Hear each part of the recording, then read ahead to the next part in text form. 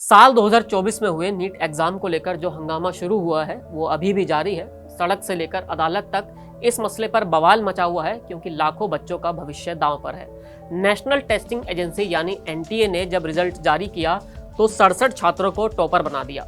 इसी के बाद हंगामा शुरू हुआ जो अब सोशल मीडिया से होता हुआ सुप्रीम कोर्ट तक जा पहुंचा है।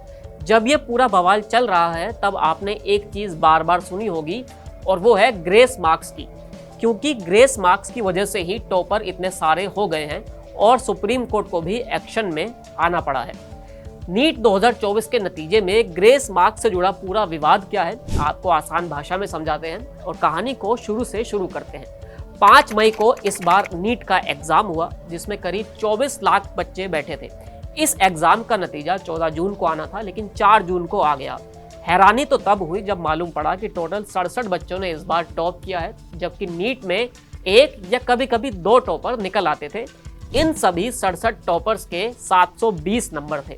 छात्रों ने सवाल पूछे, हंगामा हुआ और फिर सोशल मीडिया से होते हुए ये सड़क और फिर अदालत तक का मसला बन गया। अब जब एनटीए के जवाब देने की बारी आई तब उसने समझाया कि जो 67 टॉपर हैं उनमें से 17 तो मेरिट के आधार पर हैं, जबकि 6 का नंबर इसलिए आ गया है क्योंकि उन्हें ग्रेस मार्क्स मिले हैं और बाकी के 44 इसलिए टॉपर बने हैं क्योंकि पेपर में एक सवाल गलत था तो एनटीए ने उसकी भरपाई की है।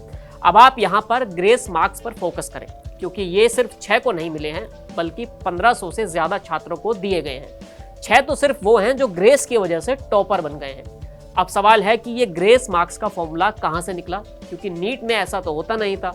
इस सवाल का जवाब भी एनटीए ने दिया है और बताया है कि क्लैट यानी कॉमन लॉ एडमिशन टेस्ट के 2018 वाले एग्जाम में कॉपी मिलने या पेपर मिलने में देरी पर सेकंड के हिसाब से ग्रेस मार्क्स दिए जाते थे।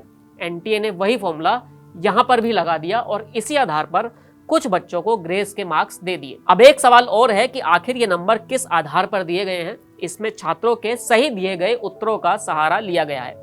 मान लीजिए कि एग्जाम 2 घंटे का है, किसी छात्र को 5 मिनट देरी से कॉपी मिली या फिर किसी और वजह से उसके 5 मिनट बर्बाद हो गए, तब बाकी समय में उसने जितने जवाब दिए उसमें से जितने सही और गलत निकलेंगे उनके औसत के आधार पर उसे बाकी के 5 मिनट के भी नंबर दे दिए जाएंगे। तर्क ये है कि अगर छात्र के पास ये 5 मिनट भी होते तो वो बाकी के जवाब भी दे देता और उसका स्कोर बढ़ जाता। एनटीए ने इसी आधार पर बच्चों को 120 नंबर तक ग्रेस दिए हैं और यही वजह है कि इतने टॉपर निकले हैं या छात्रों को ज्यादा नंबर मिले हैं। सुप्रीम कोर्ट के पास जो मामला पहुंचा उसमें सबसे बड़ा मसला ग्रेस मार्क्स का ही था। सुप्रीम कोर्ट में मामला जाने के बाद यह साफ हुआ कि जिन 1563 बच्चों को ग्रेस मार्क्स मिले हैं वो वापस होंगे। उसमें बच्चों के पास भी एक मौका होगा कि अगर किसी को लगता है कि वो बेहतर नंबर ला सकता है तो वो दोबारा एग्जाम दे दे, लेकिन अगर कोई दोबारा एग्जाम नहीं देना चाहता है तो फिर बिना उसके फाइनल स्कोर के ग्रेसिंग मार्क्स के निकाल दिया जाएगा। अब एनटीए की वजह से ग्रेस मार्क्स का जो ये रायता फैला है उसने काफी बवाल किया है और उसका नतीजा हर किसी को देखने को भी मिला है। नीट से जुड़ा कोई और बड़ा अपडेट आता है तो हम आपको उसकी जानकारी जरूर देंगे। आप TV9 डिजिटल के साथ जुड़े रहिए।